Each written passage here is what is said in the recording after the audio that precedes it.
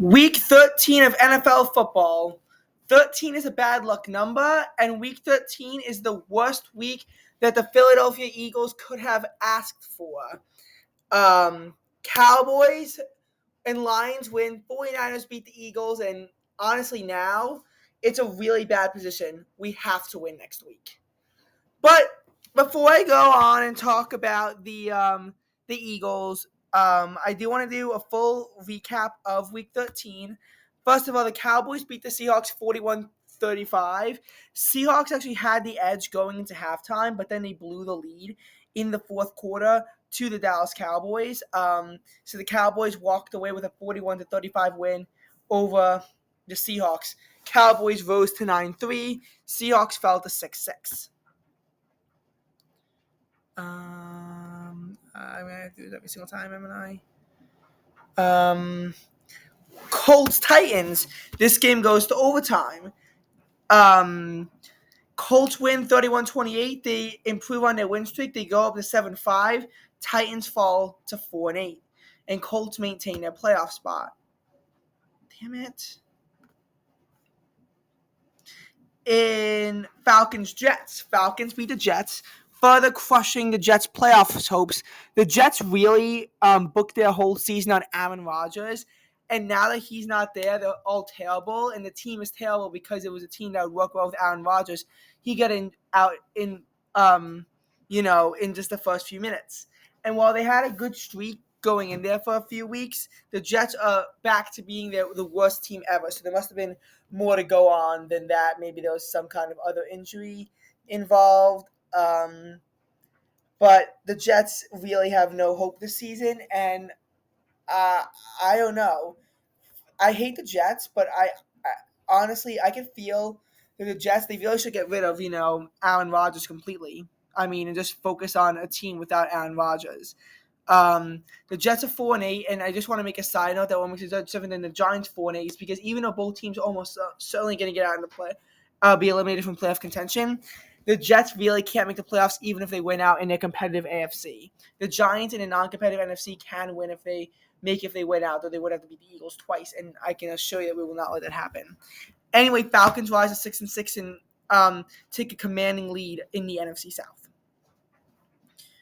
Lions beat the Saints 33-28. Saints fall to 5-7, and Lions rise up to 9-3. In the Broncos-Texans game, Broncos win streak is snapped. Texans at 7-5, still not good enough for a playoff spot yet, but they're getting there, and even though the Colts are on the tiebreaker now, the Texans have the ability to change that. Meanwhile, Broncos are 6-6, and while they have the ability to make the playoffs, they kind of screwed things up a little bit with this game. And while they still have the ability to win out the AFC West, it's going to be very hard, and it will involve the Chiefs losing a lot of games because their last-second touchdown attempt failed, and the Texans held on to win 22-17. In the Chargers-Patriots game, a hilarious game, 6-0 between two terrible teams, but the Chargers are up at 5-7, and the Patriots are down to 2-10. 2-10 for the Patriots. Cardinals won 24-10 over the Steelers. That game ended at about 5:20 p.m., despite starting at 1 p.m. due to multiple delays due to severe storms. But the Cardinals won 24-10. Steelers fall to 7-5. And the Cardinals 3-10, which actually could maybe make it more interesting with the AFC playoffs now if they're 7-5 as well as to who's going to make it, because the tiebreaker, it's going to get more complex. Dolphins, 45-15 scoregami win over the Washington Commanders. Dolphins are up at 9-3, maintain their commanding lead over the AFC East. Commanders, they fall to 4-9. They're 4-9 right now. We thought that when they, when they started 2-0, maybe could make the playoffs and we're going to be better than the Giants. They could still very well be better than the Giants, even though the Giants have head-to-head sweep over them. But now it's like they're not making the playoffs, and now they're guaranteed to have a losing record. So it's not good in DC. And also, they've now officially done worse than what they have last season, because last season they finished 8-1. Buccaneers beat the Patriots 21 to beat the Panthers 21-18, 5-7 for the Buccaneers. So now they're only one game out from Atlanta. Panthers are 1-11, so they're just like beyond terrible at this point. And honestly, the fact that game was that close is really embarrassing for the Buccaneers. And of course, we have the worst game ever, 49ers Eagles. Somehow, and we were winning in the first quarter. It was not even a close game. The 49ers smacked the Eagles. It was a 42-19 showing. Maybe because they didn't put on my Eagles sweatshirt all week, we lost. The 49ers now rise to 9-3. Eagles fall to 10-2. 49ers now own a tiebreaker. This is a very important game for the one seed, and it really puts a lot of emphasis on next week's game against the Cowboys. But before we do, actually, you know what? Browns Rams is gonna officially be over in 36 seconds, and even though, oh my God, the Browns are facing a 4th and 34. How do they even get a 4th and 34? Um,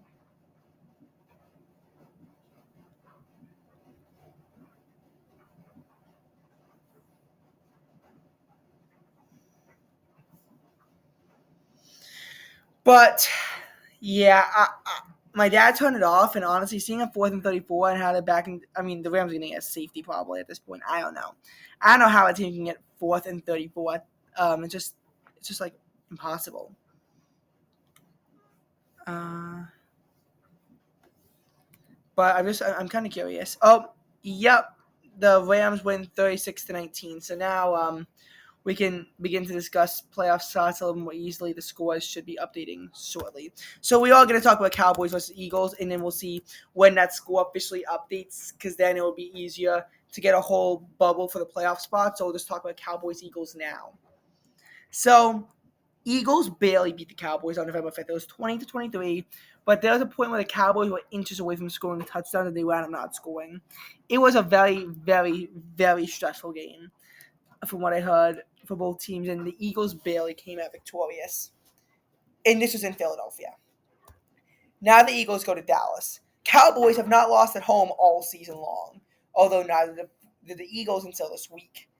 Um, Cowboys didn't even trail at all at home until last week against the Seahawks, but they were ultimately able to hold out for a win. This truly is a must-win game. If the Eagles lose, they fall to 10-3, and the Cowboys rise to 10-3. And the Cowboys would have a 4-1 division record. Eagles division record would be 3-1. Cowboys will be in will take the division. Now, should the 49ers beat the Seahawks, Cowboys don't have the head-to-head tiebreak over that. Cowboys versus Lions, did that game happen yet? Nope, week 17. Prime time. That didn't happen yet, so we can't determine that tiebreaker. It's going to be tough. Now, what I will say is a little bit of solace is if you look at the Cowboys' schedule, they play the Eagles, and it's going to be a tough game for both teams. Bills could give the Cowboys some resistance. Dolphins might be able to give the Cowboys some resistance, although the Dolphins suck against good teams. And then they play the Lions and the Commanders. Cowboys do have a pretty tough schedule ahead of them. Whereas for the Eagles, we have a tough game with the Cowboys, and the Seahawks could give us some resistance. But Giants, Cardinals, Giants, you really can't ask for a much easier end of the season. I know I'm going to eat my words, and the Eagles are going to throw one of these games. But let's just hope that they don't. Two of them are being played in Philadelphia anyway. So I feel like, these should, the Seahawks is going to be a last real test for that. But then you have to look at the 49ers schedule, and the 49ers, they are probably going to squish the Seahawks because it's at their home now. Cardinals, Ravens, Commanders, Rams. Only the Ravens I see as a potential lost opportunity for the 49ers. It's horrifying. I really don't think that they're going to lose another one of these games.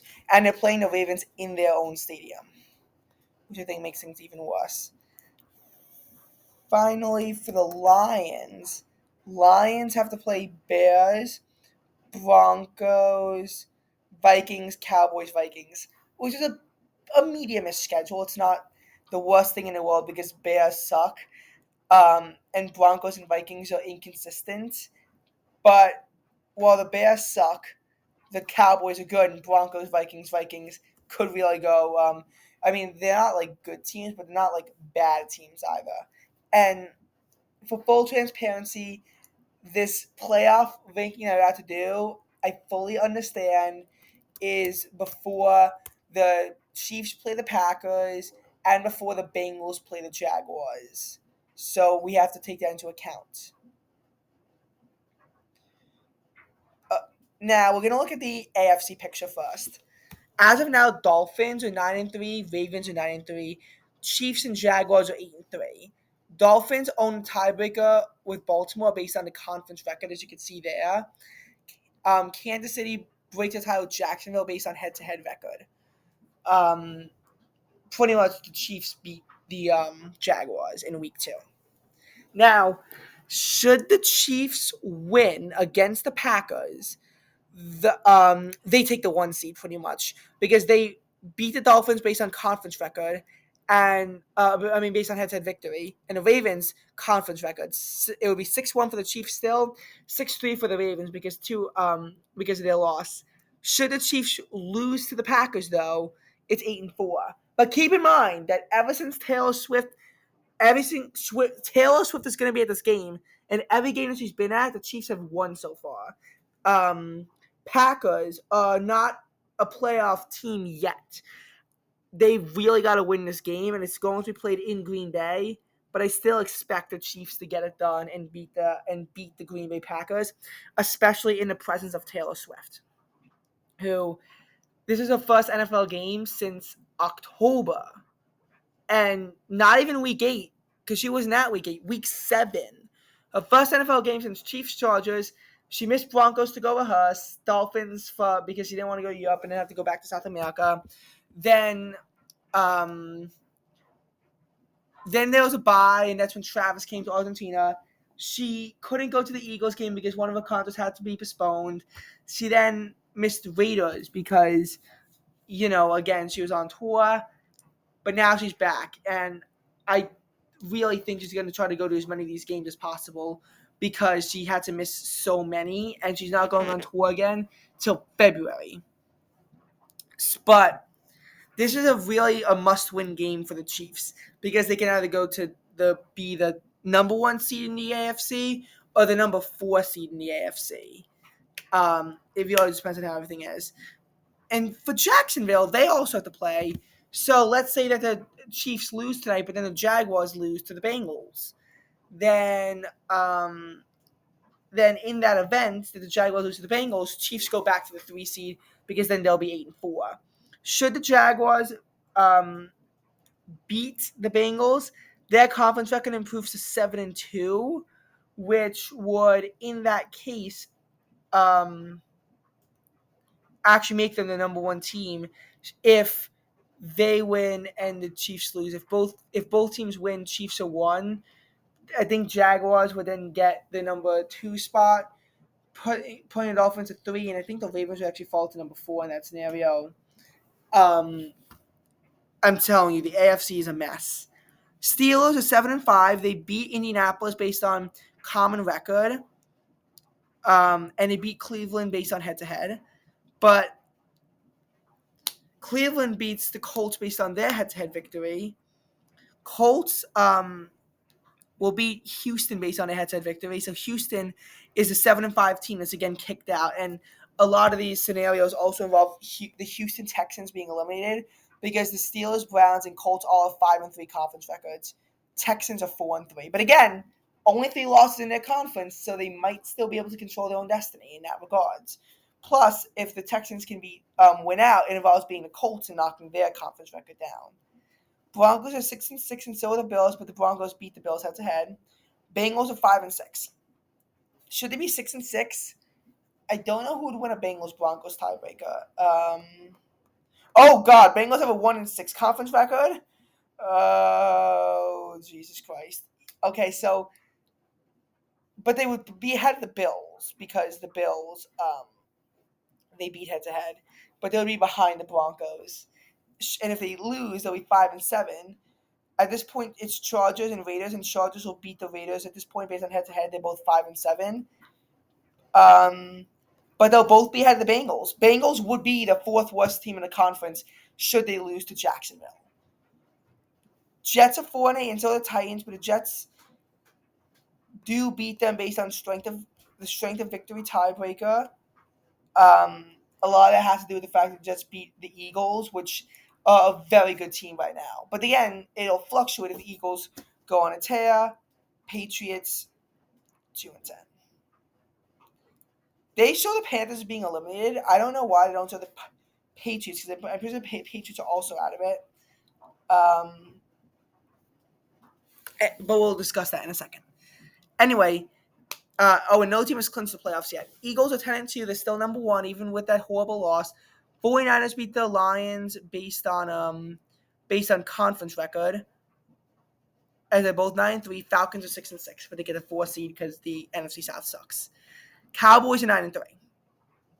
And I can see what I'm talking about when you look at their division records versus their conference records, and you can see how, yes, Eagles win now, but it's going to change. Then again, as I told you, if both teams finish 14-3, if the Cowboys beat the Eagles and then they both win out from there, they'll both have 5-1 division records and 10-2 conference record for the Eagles, 9-3 for the Cowboys. So it's not a total must-win game, but I gotta say, it really feels like it's a must-win game that we have to march into Dallas and get it done as the underdogs. Vikings are 6-6. They beat the Rams based on conference record, but the Rams will beat Seattle based on a head-to-head sweep, and the Rams are 6-6. So now the Rams are in a playoff spot. Seahawks are out of a playoff spot. Packers are 5-6. If the Packers win, I don't know what kind of mess would go on. I don't even know. Was there Packers versus Vikings so far this season? Yes, there was, and it was a Vikings victory. How did I not know that? So the Packers have to be behind the Vikings. Looking at conference records, they would go ahead of the Rams, but then behind the Seahawks, which is quite confusing. I don't know exactly how I should, break this down, but how I should break this down. And if they lose, they're 5-7. Bucks and Saints are 5-7. Bucks beat the Saints based on head-to-head victory. I think the Packers would be ahead of both teams even if they lose.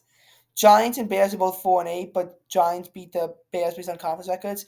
Commanders are 4-9, Cardinals 3-10, and the Panthers are 1-11 and eliminated. Although the Patriots should be eliminated. I mean,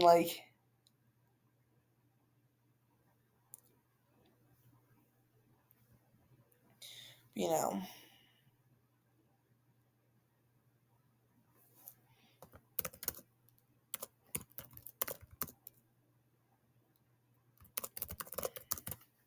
I mean, if you look at the current NFL playoff picture, you'll see this.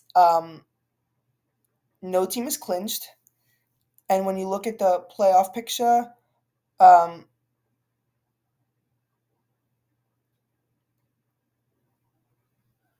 you can't even see it, but that's what I'm trying to say. Two teams are out of the playoffs already. Patriots and Panthers. No team has officially clinched the playoffs yet, and it's gonna be just a total dogfight.